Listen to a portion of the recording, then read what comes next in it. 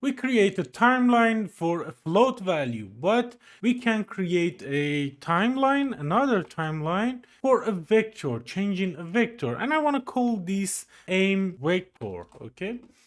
So now with that, let's just first get rid of all of these. And now I want to use this timeline for changing the position of the camera for aimed and unaimed. So double click on it, and this time I want to change the length of this timeline to 0.2 because 5 seconds or 2 seconds is too much for zooming. 0.2 I think it's enough, and you can change it always.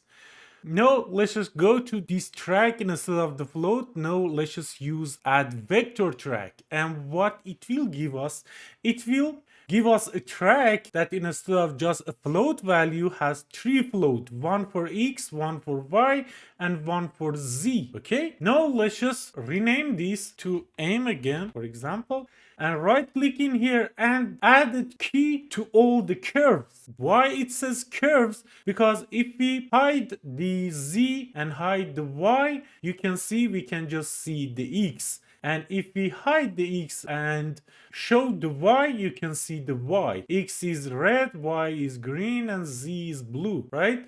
So now let's just enable all of them and right click in here, add key to all the curves. Let's just change the values. The best way I think to change the values is to hide the z and y, and in the x we want to tell it to at the time 0 the value of x we want it to be unaimed. So let's just click on this unaimed and copy the x value of unaimed and put it in here because we are showing the x.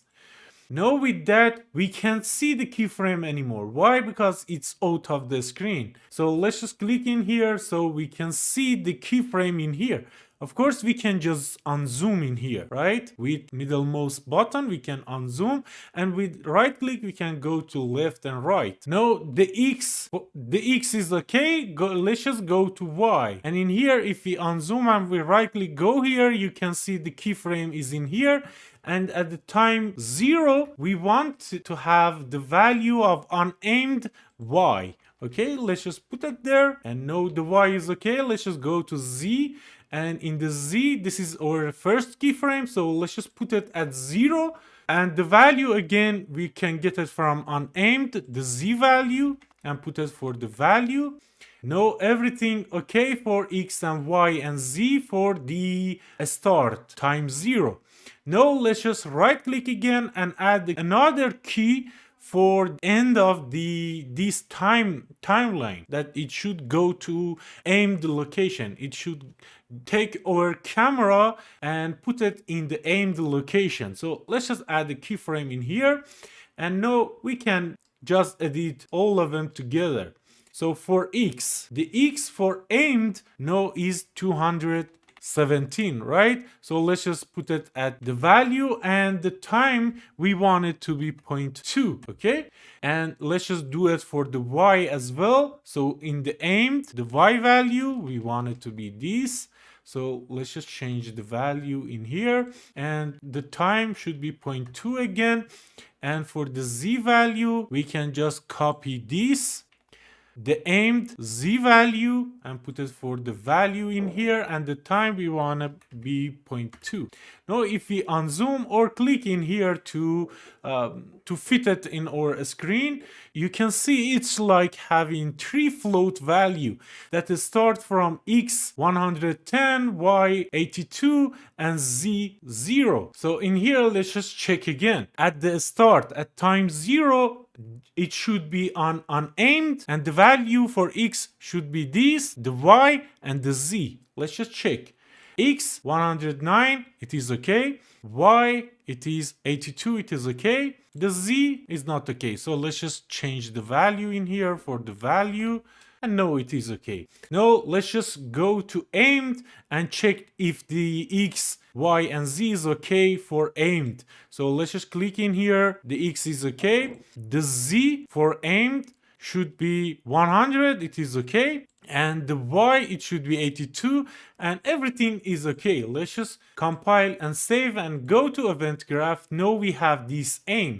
I want to delete this one because with just one of these set relative location we can do everything, and because we put all the value for unaimed and aimed inside this timeline, we can just get rid of this aimed for now, right?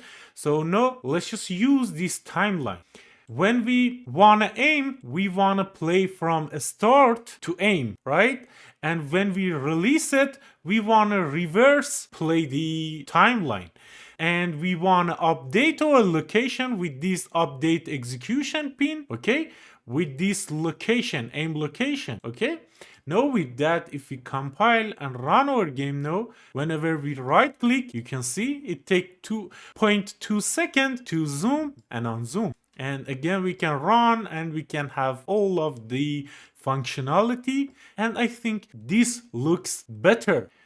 Now let's just delete this set field of view, and now let's just put this in here and organize some stuff. And now let's just select all of them, hit C on our keyboard and tell it that this is for aiming. Okay, aiming. I don't want to change the color. I think it is okay. So let's just put it here. And again, let's just compile. And again, you can see it looks beautiful.